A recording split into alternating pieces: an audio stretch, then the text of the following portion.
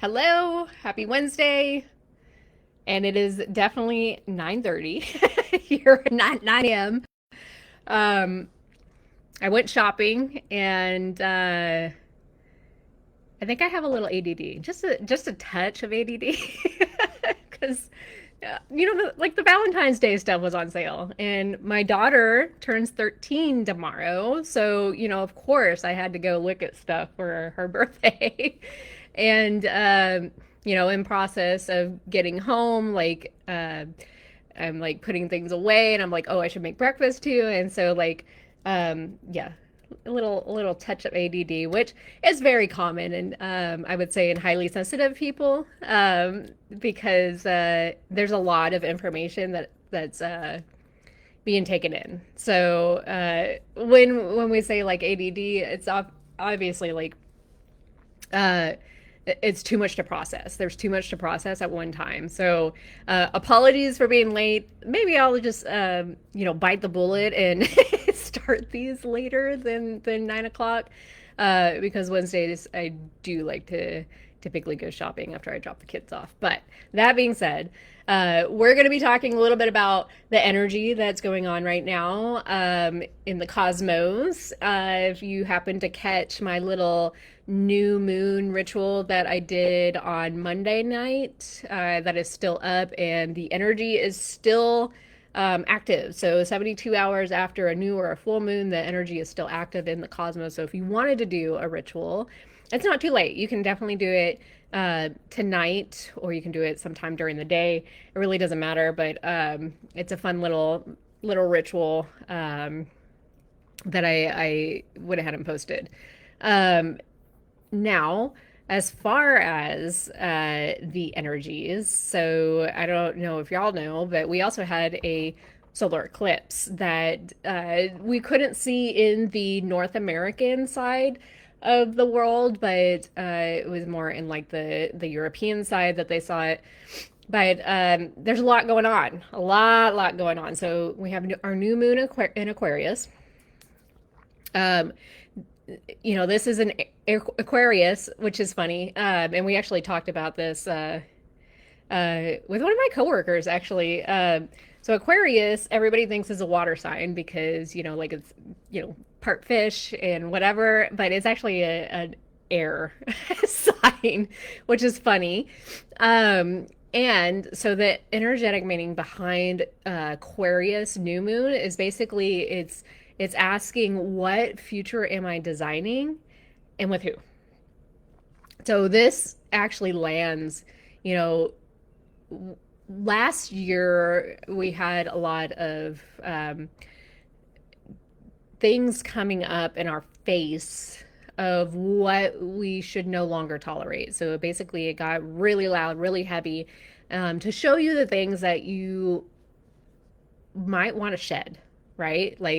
Um, we had months and months of like retrogrades. We had a heavy like Capricorn cleanup cycle, which is my sign. Um, and it's also the first lunation that feels like basically like we've been holding our breath all last year. And now we kind of we get to exhale. And this is, after like continuous like internal shadows coming up, like things being kicked up, things that we no longer tolerate being shown to us, or should no longer tolerate, rather. But in essence, it's a liberation through alignment now. This is where we get to drop all the like, I should do this, I should do that, whatever. So, um, there's a lot of like technology tribe upgrades. We're going to call in more like collaborations with people, connections, closeness, systems, communities that actually mirror your people, your line of people. This is like where we get to plant seeds.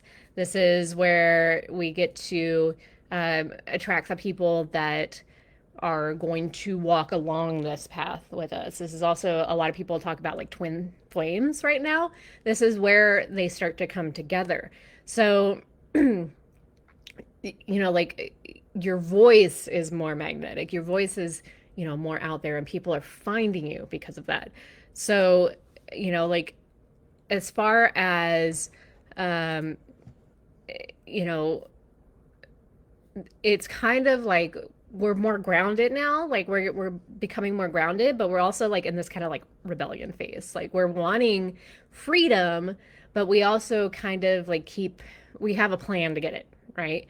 So practically this time, this new moon in Aquarius is time to plant seeds for anything that's, future, like visionary things, our legacy, our coaching cohorts, our like if we're wanting to start up like humanitarian things, travel, online offerings, clients, new communication models.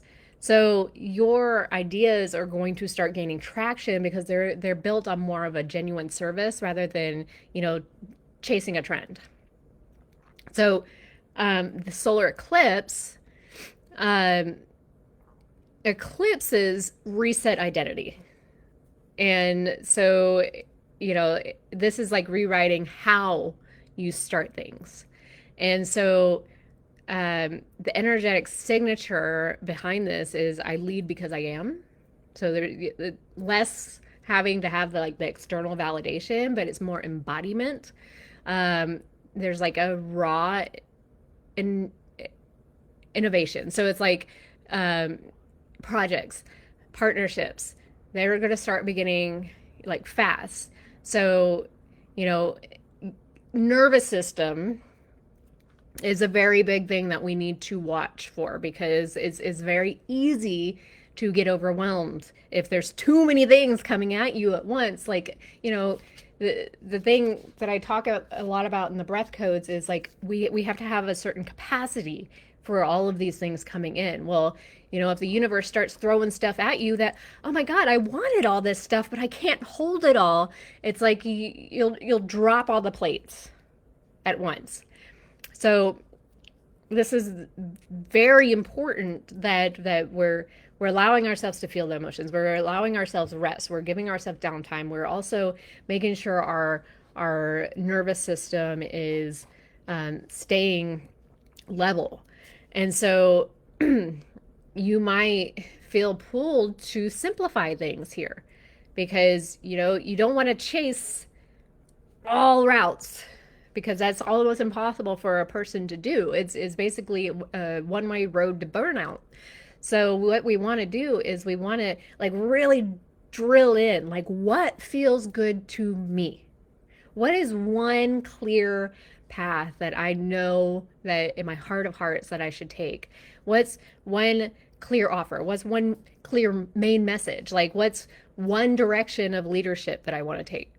And so all of our, old roles and obligations, they can almost fall away overnight. And so you want to, this can be a little bit jarring to the nervous system. We've built all this stuff up. We've built up this identity of like the doer and like constantly being busy. And so when you start to, it starts to be, it gets pruned, whether we want it to or not. And then it feels a little frictiony. So you want to make sure that around this time, like we're not taking on like impulsive commitments. And again, this is like 72 hours before and after these big events, like the new moon and the solar eclipse.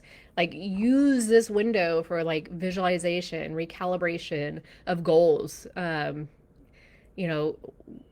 moons, and I talked about this in the ritual that I did in the group, that new moons are more about calling things in. Full moons are about releasing and shedding. So calling in on the new moon, we want to call in what we want our year to look like. We want to call in like our manifestations. So think about it like This is where I emptied everything in the full moon, and now I want to fill it up with the good stuff in the new moon. So now we get into the year of the fire horse, which started yesterday. Now this is yang fire. So, it's like yin and yang.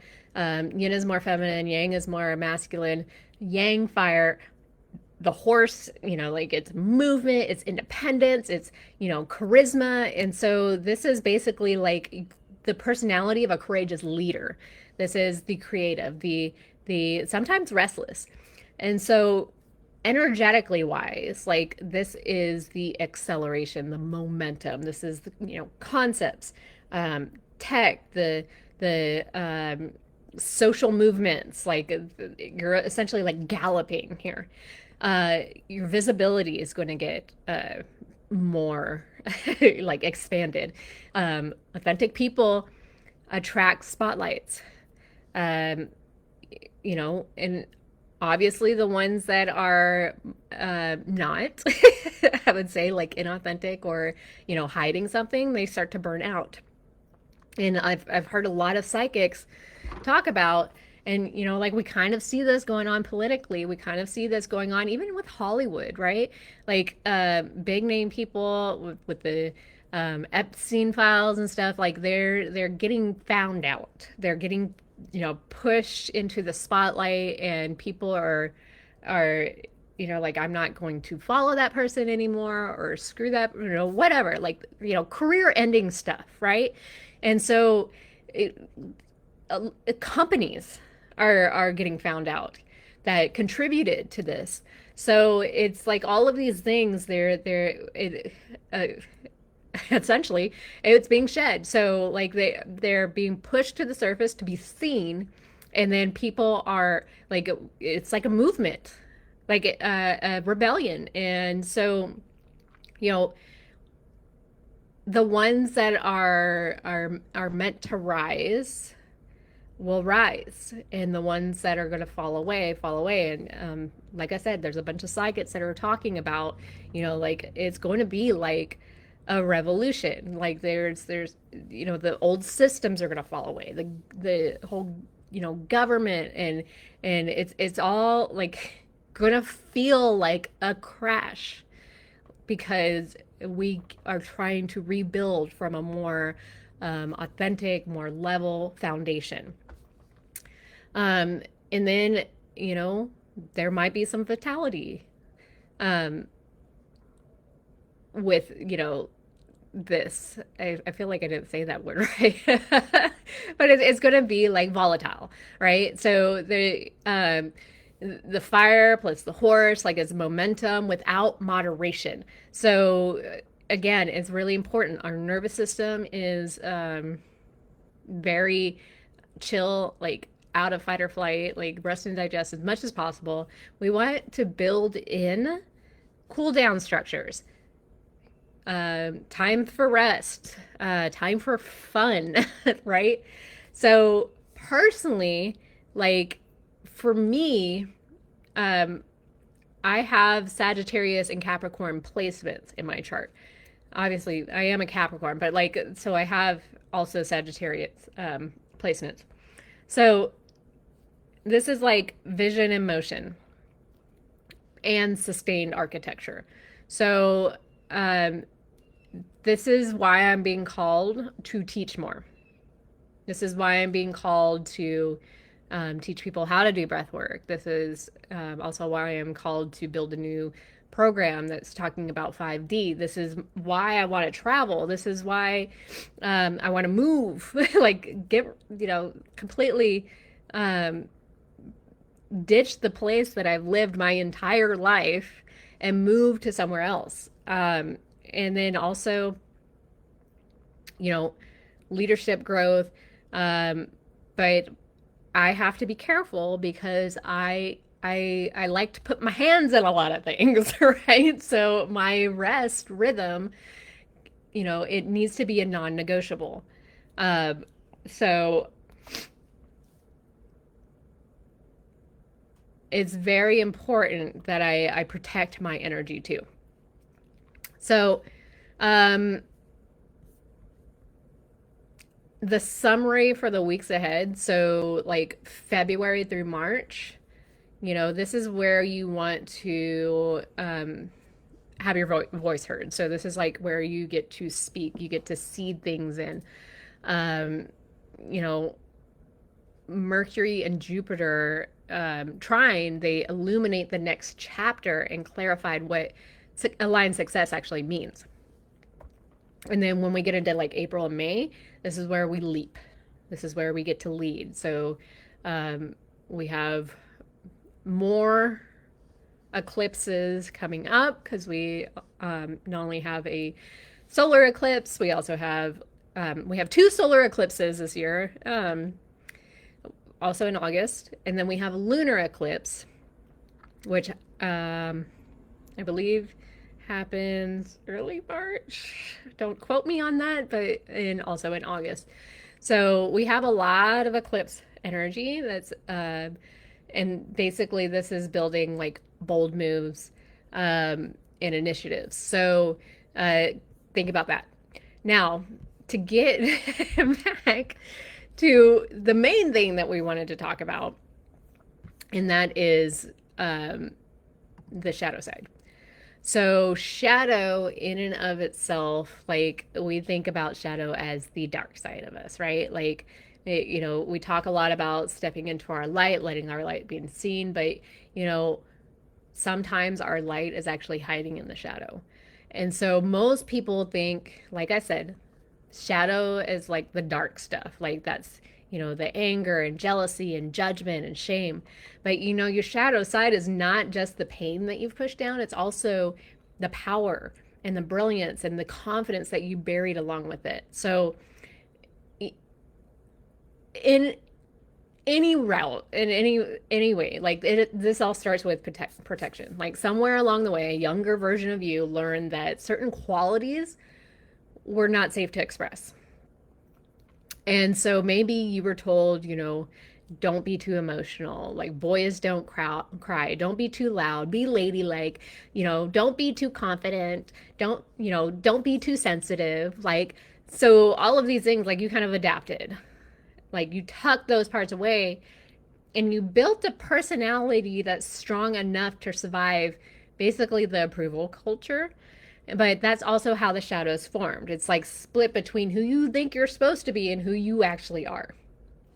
And so the shadow, it actually shows up because, it rarely announces itself directly. It's basically it sneaks out through projections. And so you've probably seen like both forms, like the negative and the positive projections. The negative being like when you judge somebody or reject something in others, because that still lives in you. So you might cringe at somebody being an a-hole, right? Or somebody's arrogance, like, because deep down you're afraid of being seen as too much, right? Or roll your eyes at somebody's like being needy because you secretly crave the same tenderness. And the positive side of some of our shadows might be like when you pedestal someone instead, like admiring their courage, like their creativity and leadership, because it reflects actually a dormant part of you that's been begging to wake up. And every person who fascinates or irritates you is actually a mirror for the next piece of your shadow work. So the shadow does have a light and a dark side. Like the dark side of the shadow is obviously the things that that holds things that you've judged as unworthy, that feels you might feel resistance to or friction towards. The light side holds the things you decided that you're not allowed to be great at yet. And so both of these things actually need integration. Ignoring the shadow doesn't actually make it go away, but it just it drives it further down, further underground. So that's what creates the inner friction, like the anxiety and imposter syndrome, the sense of like I'm stuck, but I don't know why. And those are usually signs that a disowned part of you is ready to come back home. So that's why pretending or performing, it doesn't work long term. So, we mask the authentic emotions by maybe we fake positivity. We look at the silver lining, the light side of things, or we're pushing past exhaustion, doing all the things, or spiritually bypassing any pain because we don't want to feel it. And essentially, we're gaslighting ourselves. So, in the body keeps the score, like your body is going to express the truth that you're refusing to let out. And again, this is how we come to like ailments, getting sick. Like it's going to force you to look at this, right? So, shadow integration doesn't require like ripping it out in big, like heavy trauma, like deep dives. Like you can start small and compassionate. Like notice things without judgment. Like notice when someone triggers you. You know, maybe you take a pause before defending yourself. Like where did that trigger come from and why? Ask what part of me like sees myself in this. Um, you can have a dialogue with your shadow. And of course, like this, I would do these in order, definitely. Like notice it, acknowledge it, and then talk to it. Like maybe you write a letter to the version of you that you're ashamed of. Let that version of you speak back. You can do a meditation. You can literally just talk and like see what comes up. Free write. Like often, this part of you just wants acknowledgement, not exile. And you want to practice both and thinking, right? You can be peaceful and powerful. You can be kind and assertive. You can be spiritual and successful. You can be afraid and brave. And every contradiction you reconcile actually becomes like a reunion, like internally. So after each little thing, each little shadow that you work on and talk to and uncover, like you definitely want to ground through the body, breath work, movement, ground into the core of the earth, like go out in nature, put your feet in some dirt.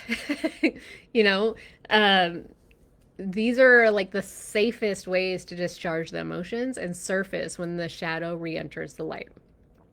And so, it's not about exiling the shadow. It's not about getting rid of it or anything like that. Like, I want to express this because, like we are whole beings. Like, we have a light side and a dark side. I always think about like Star Wars. Like, are you going to choose the dark side or the light side, right?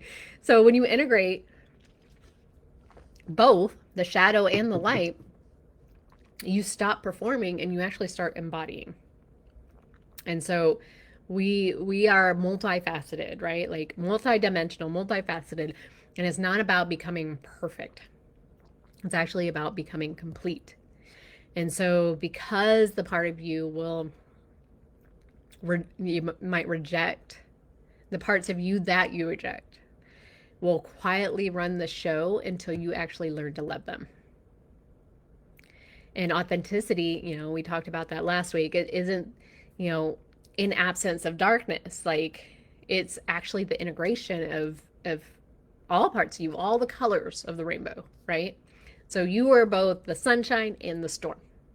And the world needs you as the whole thing, as the whole sky. And so I just want you to take a moment and breathe. Like forgive every part of you that's been hiding in the dark. In some form or way, it's been trying to protect you. That's its only goal.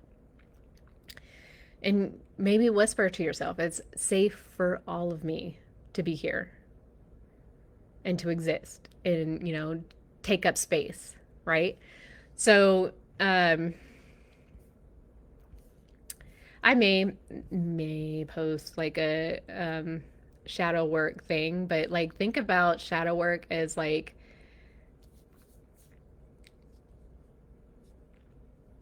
it's like, as I said in the email, like it's the not me, right? The parts of you that you learn to hide, the versions of you that you like see in others that you judge, that maybe um, you're resistant to. Like you don't want to be the one that's, too soft, too sensitive, not enough, right? Like these are all the what we call the not me's, right? So really getting down and uncovering them, it takes work. And sometimes like even for me, like I can get down to a certain part, but to actually get deeper, I need a coach. So um this is definitely something that I would, if you have trouble, like if you're only going surface level with things, to find somebody that can take you deep.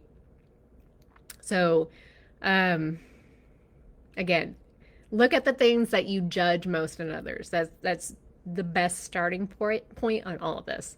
And so, um, for me personally, like part of my not me's was the part that needed rest, the part that convince myself that just sitting on the couch watching Netflix for an entire day because I was so freaking burnt out was laziness. So instead, I took on more things. I took on more jobs. I overworked. I stayed busy. And that was partly because I wanted to prove my worth.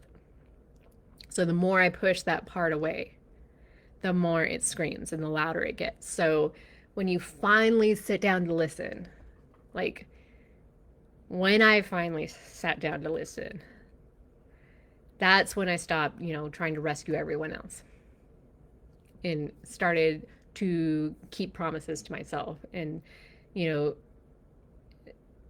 the version of me that didn't ruin anything, like she restored everything. So that's what shadow work really is. It's meeting the parts of you that you've disowned and letting them belong again. So, we are going to do another Breath Codes event, where again we're going to dig down a little bit deeper into the subconscious mind and the brain and the amygdala and all the parts of it, and what each of those things mean and how to integrate them. So I decided to do another Breath Codes event and another Healing Day event starting at the beginning of March. Of course, like when there is an eclipse, but the energy, it's good. It's a good thing. So we're going to be doing that again. So watch out for some notifications, both in the group and by email. If you are not on the email list, definitely drop me a comment so I can get you added, because there's all sorts of good tidbits in there and Monday messages that you get to get every week. So definitely be on the lookout for that. That being said, I hope you all have an amazing week. Take a freaking nap today, maybe. Or ground yourself, integrate yourself, take a salt bath, something, eat some chocolate. And I hope that this week and this energy treats you well. Again, remember, like, this is where we get to start having our voices heard. And so really take this as like we're in momentum and we're starting to be seen, and we're starting to be people are starting to be magnetically drawn to us because of our energy that's coming about. So I hope you all have an amazing week, and we will see you for sure next week. Bye now.